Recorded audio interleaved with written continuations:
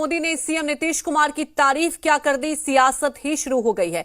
जी हां, मौका था बिहार विधानसभा के शताब्दी स्मृति स्तंभ के अनावरण की। इस दौरान पीएम मोदी ने नीतीश कुमार के मॉडल की जमकर तारीफ की।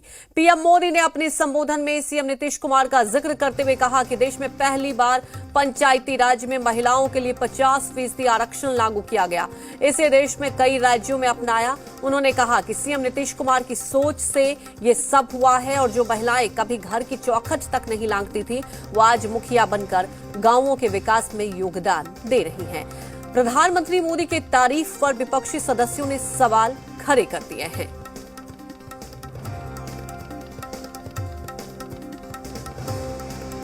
नीतीश जी की सरकार ने बिहार पंचायती राज जैसे अधिनियम को पास किया। इस अधिनियम के जरिए बिहार पहला ऐसा राज्य बना जिसने पंचायती राज में महिलाओं को 50% आरक्षण दिया। एक और जहां भारत के कई राज्यों ने इस मॉडल को अपनाकर महिलाओं को आगे बढ़ाने का काम किया, इस पर सत्ता पक्ष के लोग तो जमकर तारीफ कर रहे हैं। और तारीफ तो जरूर होनी चाहिए, लेकिन विपक्ष ने महिला उत्पीड़न और अपराध की दुहाई देते हुए नीतीश सरकार पर उल्टा निशाना साधा है। महिलाओं को सशक्तिकरण करने के लिए केवल आरक्षण की व्यवस्था नहीं किया पंचायतों में, बल्कि उसके पढ़ाई के लिए भी व्यवस्था किया है सरकार ने। साइकिल और पोशाक, उससे भी बच्चे आगे पढ़े हैं। और आप देख रहे होंगे कि जो पढ़ने पढ़ाई का जो माहौल था, खासतौर पर महिलाओं का, वो बहुत आगे बढ़ा है और भी कई कदम उठाए हैं। तो निश्चित तौर पर माननीय प्रधानमंत्री जी बहुत ही संवेदनशील हैं और हर वर्ग हर तबका के लिए सोचते रहते हैं।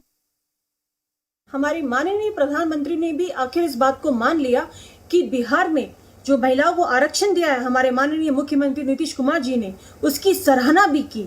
बल्कि आप देख ही सकते हैं कि महिलाओं को हर जगह पे बल्कि पंचायत सबसे पहली इकाई है, वहां पर भी 50% की उनको महिलाओं को चुनाव का आरक्षण मिला हुआ है। पहले कहाँ महिलाएं दिखती थी, अब आप देखिए पुलिस में भी आपको महिलाएं दिखेंगी हर जगह पे बैठी हुई। कितनी खुशी होती है देख करके महिलाओं को आगे बढ़ते हुए। अब महिलाएं जो है वो खुलकर आगे बढ़ सकती हैं और हर चुनाव को लड़ सकती हैं, क्योंकि आधी आबादी अगर देश के साथ अगर नहीं चलेगी तो देश आगे बढ़। जिस तरीका से महिलाओं पर उत्पीड़न बिहार में और देश में जिस तरीका से बढ़ता जा रहा है, राज्य के कोई ऐसे जिला नहीं है जिस जिला में महिलाओं पर अत्याचार नहीं हो रहा है, गैंग रेप नहीं हो रहा है, अपहरण नहीं हो रहा है, बलात्कार नहीं हो रहा है। इस पर उन्होंने बोलने का काम उन्होंने नहीं किया। इन पर भी उनको इस पर मंथन और चिंतन करना चाहिए। अगर बिहार के पंचायती राज में महिलाओं का आरक्षण का अगर इनको बड़ा अच्छा लगा है तो देश में इस तरीका की व्यवस्था लागू कर दे, तब तो मैं जानूं। प्रधानमंत्री जी कोई समीक्षक हैं, लेखक हैं? प्रधानमंत्री जी तो प्रधानमंत्री हैं। अगर बिहार का महिला सशक्तिकरण अच्छा लगा उनको, तो संपूर्ण देश में क्यों नहीं लागू करते? तो जो प्रधानमंत्री पटना आके महिला सशक्तिकरण की तारीफ करके गए, वो प्रधानमंत्री दिल्ली के प्रधानमंत्री को एक बार समझाएं कि पटना के प्रधानमंत्री जाके ऐसे बोल रहे थे तो दिल्ली के प्रधानमंत्री से लागू कराएं। तो प्रधानमंत्री पटना में आते हैं तो दार्शनिक बात करते हैं, सत्ता में जाते हैं, कुर्सी पे जाते हैं तो सब अच्छी बात भूल जाते हैं। तो तमाम जानकारी के साथ हमारे संवाददाता पटना से नवजीत लाइव जुड़े हुए हैं। नवजीत, देखिए, प्रधानमंत्री नरेंद्र मोदी आते हैं और वाकई महिला सशक्तिकरण की बात की जाए, पूरे देश में एक बहुत बड़ा मुद्दा भी है और उस पर लगातार देखिए बयान भी आते हैं और कोशिश भी की जाती है। लेकिन नीतीश सरकार की तारीफ क्या हो गई? आपने देखा बिहार की सियासत अलग ही उबाल मार रही है। जी बिल्कुल, देखिए जिस तरीके से मुख्यमंत्री नीतीश कुमार ने रिजर्वेशन दिया है, चाहे वो पंचायती राज व्यवस्था की बात की जाए या फिर नौकरियों में जो कुछ आरक्षण महिलाओं को दिया गया है, आज नतीजा सामने दिख रहा है। और यह कोई कहने वाली कोई राजनीति बात नहीं है। दरअसल इसके पीछे भी एक वजह रही है कि नीतीश कुमार आखिर ये स्टेप्स क्यों उठाएं, वो अलग मामला है। लेकिन जिस तरीके से अब जब राजनीति बयानबाजी सामने आई है तो कहीं न कहीं जो विपक्ष है वो इस सरकार को घेरते हुए दिख रहे हैं। काफी लंबे अरसे बाद इस तरह की बातें आई है जब प्रधानमंत्री नरेंद्र मोदी कह रहे हैं कि बिहार में जो महिलाएं हैं वो तरक्की कर रही हैं, सशक्त हो रही है।